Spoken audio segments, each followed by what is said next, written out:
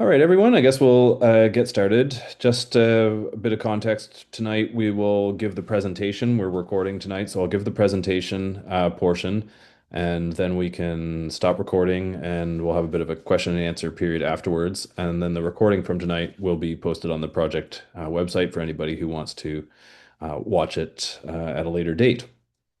Again, my name is Ian Watson. I'm senior planner with Upland Planning and Design, and I'm joined by my colleague Carmen Rojas. Oops, slides aren't switching. Yes, we work for a company called Upland, and we're working with the town of Bay Roberts on this review of your municipal plan and development regulations. So, over the course of the project, you may see some of the rest of our team at various engagement events.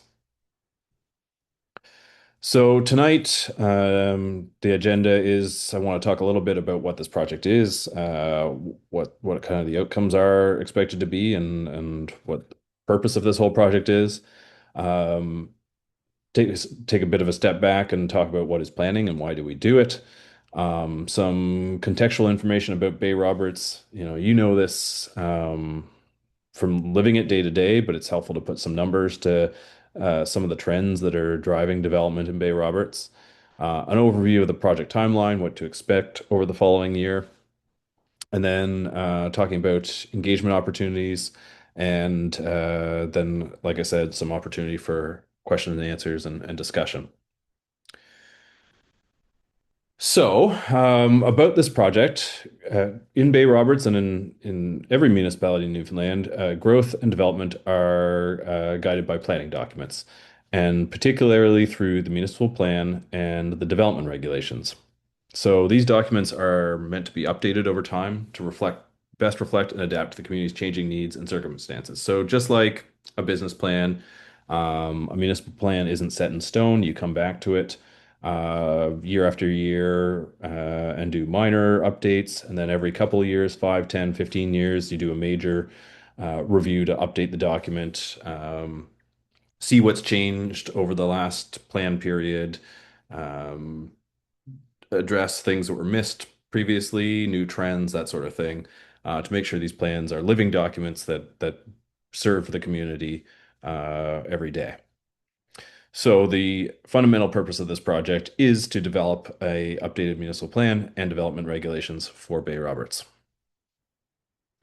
Um, what is this planning process? How do we do this, and what can you expect over the next couple of years, or next year rather, next couple of months? Fundamentally, planning is a collaborative process, and that's why I really love it. We're working together with citizens, business owners, civic leaders to envision what the future should be, what we want our future to be, and then providing a framework to guide land use and development to help build to that future, to shape where buildings are built, how land is used, uh, how businesses operate or open rather to achieve that future. Getting a little more nitty-gritty about the how. In Newfoundland and Labrador, we have a piece of legislation, provincial legislation, called the Urban and Rural Planning Act. And I like to think of that as planners, and as municipalities, I like to think of it as our toolbox. It tells us our responsibilities for planning and the tools that we have available uh, to carry out that planning. And one of the key tools is a municipal plan. And I like to think of that as the blueprint for our community. It's the high level policy, vision, goals for how the community should develop over the next 10 plus years. And then that blueprint is really put into action uh, through various tools like municipal budgeting, infrastructure investments, all that kind of thing. But one of the key tools that we put the municipal plan into action is the development regulations. And that is the document that has zoning, rules for land use and development. It's what if you come into the town to get a permit to build a house or uh, open a business or that sort of thing, the town will look at the development regulations to make sure that whatever you're proposing complies and issue or reject the permit on that basis. So it's a very key day-to-day functional document. And an important thing with this process is or this hierarchy is the development regulations have to agree with the municipal plan, and the municipal plan has to be consistent with the tools in the toolbox, which is the Urban and Rural Planning Act. More specifically, on why we plan, why we do this, why have planners at all, why have these documents. There's a whole bunch of reasons, and one of the biggest ones is to support our community's character, culture, and identity. So, what makes Bay Roberts, and not anywhere else in Newfoundland? What is special about um, the form of the town and the culture of the town that makes the community, and how can we having a framework to protect that, to promote that, and encourage more of that character, culture, and identity.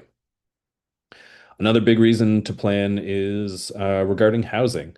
Um, we want to make sure that there are diverse types of housing, whether that's in terms of the form, density, size of housing to meet people's needs at all different stages of their life and different family compositions, that sort of thing. Household compositions, people need different housing options, and planning helps make sure we have that diversity. Another big reason to plan is for change. The world is changing, whether that's environmental through things like climate change, economic, whether that's positive or negative economic change, demographic change like aging populations, growing populations, making sure we have the infrastructure and tools in place to respond to these changes and to take advantage of them where we can. Another reason to plan is to think about our commercial areas and to create vibrant streets and commercial areas where people want to be, where there's services that people need, and where the form of development is attractive and vibrant, and again, where people want to be rather than where it's uncomfortable or um, unattractive that pushes people away.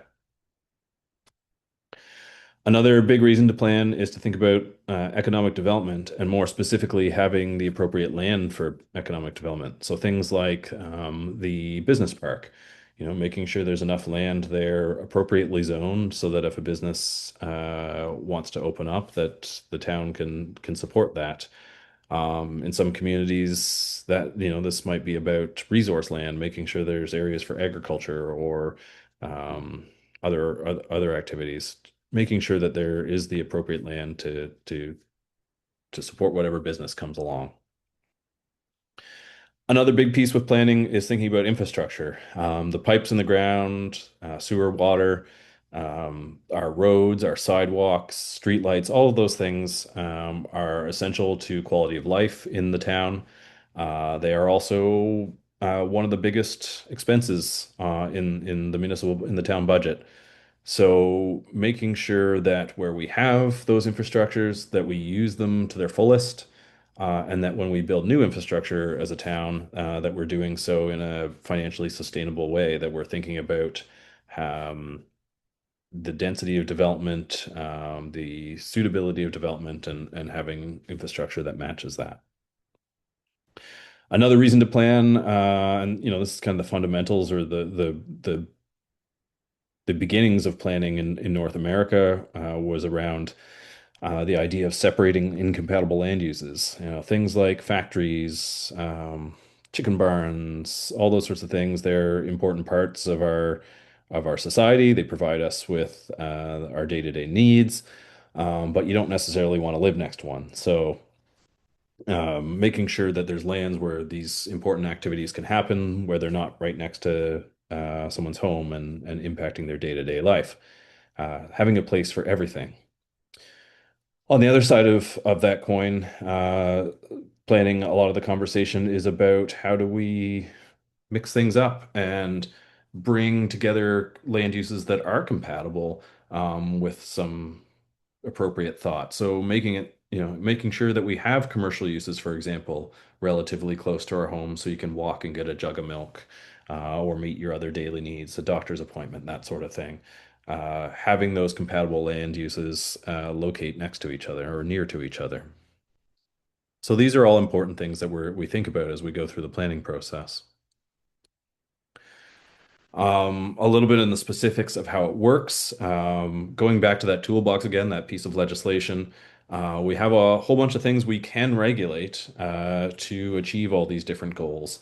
And we don't have to use all these tools. It varies from community to community as to what's appropriate or what meets the community goals. But some things we can regulate are things like lot standards, how big lots have to be, whether that's area, frontage, that sort of thing. Building placement, front yards, backyards, side yards, how far you have to be from your neighbors. Building size, like height, is a big one. The use permitted on land, that's a big one, whether land can be residential or industrial or commercial. That's a huge way we structure our communities. Some of the other things we might regulate are services, outdoor storage, parking requirements, the processes is another thing, how easy it is or how many hoops you have to jump through to get an approval can affect the types of development that people want to do. And so we want to make sure our processes for things that are simple and low risk for impacts to the community the process is straightforward and easy, whereas things that might have a risk of impact have a more thoughtful, intensive process and having those processes work uh, to the benefit of the community.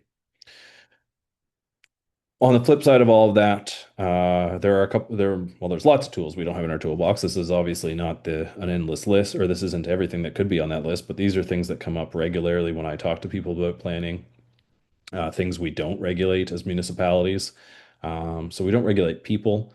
We regulate the buildings and development and the use of land, but not who occupies those buildings, or how they do that. It's kind of similarly, we don't regulate land ownership, who's allowed to own land and who's not. Planning, municipalities and towns do regulate taxation in setting their tax rates, but planning itself does not directly regulate taxation. So I often hear people say, "Oh, you're changing the zoning. What's that going to do to my taxes?" That's based on how the land is used, and so these decisions about planning aren't a direct impact on your taxation. And then finally, this comes up a lot is we don't regulate roads if they're provincially owned roads. The province does that. So, and I kind of touched on this a little bit earlier, but most importantly, this process is a collaboration. And again, this is what I love about planning. It's not just something where planners sit in their dark offices behind the desk, furiously scribbling away. No, we're actually out working with you, neighboring communities, businesses in the community, the province, council, planning committee, community groups, town staff, making sure that these plans ultimately represent the community and what your vision is for the future. So, with that context, I just wanted to touch a little bit on, again, some of those stats, some of that background information that we use to help understand the trends in Bay Roberts. Again, what's affecting development in the community. And again, you live these things. You probably feel them at least um, anecdotally in your day to day, but it's helpful to put some numbers to them. So the graph on the left is showing population change by percentage over 5-year census periods. So Bay Roberts had quite a boom in population. Bay Roberts is the dark blue line here. In between the 2006 and 2011 censuses, the community grew almost 8%. So that was kind of the peak census years in recent decades. And it's kind of leveled off, and there was actually a small decline in the 2016 to 2021 census. That doesn't capture really the bulk of population movements over the COVID years. Um, we're due for a census. 2026 is a census year, so I'm really curious to see what these numbers, what the next data point on this looks like. And, at least anecdotally, Bay Roberts has been seeing a lot of growth in recent years and certainly showing up in the development numbers. So again, it will be really interesting to see that when the next census comes out. What is interesting, and what is a fairly consistent trend in Bay Roberts is that the senior population has been growing uh, almost pretty much consistently in the past couple decades, whereas the working age population's been fairly stable, kind of a little bit of up and down, and the youth population has seen slight declines. I think between the last census periods, the average age in Bay Roberts increased from something like 43 to around 47. So there's a substantial jump there in that average age, and that has implications for housing needs, uh, infrastructure, all those sorts of different things that we need to plan for. In terms of household incomes, Bay Roberts is again these dark blue bars here. Bay Roberts is overweighted, overrepresented in kind of that like middle to upper middle income brackets in the kind of 50 to $100,000 household incomes, underrepresented compared to the surrounding area and the province as a whole in kind of that higher incomes and on the lower end too. Um, Representing Bay Roberts' role as a service center for the region, you see over higher representation of employment in things like retail trade, accommodation and food services, um, and also things like construction are and educational services are big in Bay Roberts from a employment point of view. Housing wise, Bay Roberts high percentage of two-person households, and also when you add it up, kind of a high percentage of the quote unquote family-sized households, three plus people. Um, so quite a family-oriented community, whatever family means to you. Similarly, a fairly almost 90% of the homes in Bay Roberts are single unit dwellings, single family dwellings. Um, though there is, I would say, compared to towns of a similar size, actually a fair bit of diversity in terms of the middle housing types, row houses, semi options as well. So, something again as we get into the planning, thinking about that housing diversity. And finally, just highlighting some maps. I should say, and I didn't say this earlier, there will be a background report that contains all this information and more that will be on the project website very shortly. So just highlighting some of the maps that are in there as well. Things like showing water features, areas of coastal flooding risk based on sea level rise to the year 2100, and a series of other maps that help inform the planning process. And then this map here shows the current zoning in Bay Roberts in the current development regulations. And I should say this, one of the key, in updating those development regulations, one of the key tasks is to take a hard look at the zoning map and adjust boundaries as necessary to reflect the context today and people's vision for the future. So there's opportunities through this process if you have land to talk to us about adjusting the zoning on it. So certainly reach out if that's something that you'd like to talk about. Just in terms of, again, process and timeline, we've spent the winter doing, behind the scenes, doing project initiation, getting ready for the engagement, and doing some of this background analysis that will be available in the background report. We are now in the initial engagement phase, and this is kind of higher level visioning. Who are we as a community? Who do we want to be in the future? What are some of the key planning issues that we need to think about over this process? Kind of, again, higher level. Um, and we're going to take everything we hear from you during this initial engagement and take that back to planning committee and council and set some early direction for the draft documents, bring people's proposals forward, get some direction on them. And then over the spring, we'll be working on new drafts of the municipal plan and development regulations. I really emphasize the draft in that, it's important that we put together something tangible that you can look at and you can say, oh, you got that right, or you need to change that. But yeah, they very much are a capital D draft. The idea is that they are changeable, that we are going to look at them together and adjust course as we need to to get them where they should be. So we'll be back kind of late spring, early summer for draft plan engagement, bringing those documents out again, saying what did we get right, what needs to change. We'll take the results of that and bring that back to council for some direction on how we should respond to your feedback and what changes we should make. Then we'll have a final draft documents probably near the end of the summer. And then at that point, going back to that toolbox, to that legislation, we have to send them off to government, to municipal affairs for review.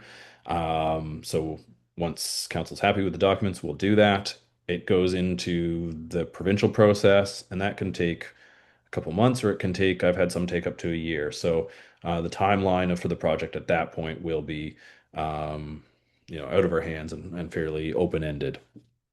Once we get the okay from government with the documents, we'll come back. Council will adopt the documents and schedule a public hearing. That is another opportunity, a third opportunity to come, and in that case, have your say to council and to a third party commissioner. Your kind of final input on the documents. That feedback all goes back to council, and then they either approve the documents or approve them with amendments or send them back for further work. And then they go into effect once they're approved. There will be summaries of what we heard, both at the end of the initial engagement and at the end of the draft plan engagement. So we'll be reporting back with what you've told us. So there will be a record of that, and you can see your feedback reflected in the process. So, oh, I should have updated the slide from our in-person meetings last week. But for this initial phase of engagement, there's a number of activities. Um, one of which is this online public meeting tonight, March 10th. Previously, last week, there was a public meeting as well in person, as well as a series of office hours. If you missed those and want to talk to us, I'll put our email and phone number up shortly, and you can get in touch and we could meet, have a call or a video chat or something like that. There is also a public survey that's on the project website. Encourage you to take that. And then, as I said, everything that we hear will be uh, summarized into the What We Heard report that will be publicly available. I'll come back to these questions when we end the presentation portion. We have a chance to discuss, but I just want to, in the presentation here, put up on the screen. Again, this is the project website, speakupland.ca/bay-roberts-plan-review. So project materials will go up there. The recording of this presentation will go up there. The survey's on there. Our contact information is also there as well. If you want to reach out to schedule a one-on-one chat, or if you want to provide written feedback, you can email us at consultation@uplandstudio.ca or reach us at 902-423-0649. This QR code will also take you to that website. So thank you very much for being patient and attentive. I'm going to end the recording, and then we'll have our question and answers and discussion. Thank you very much. That's the, how do I do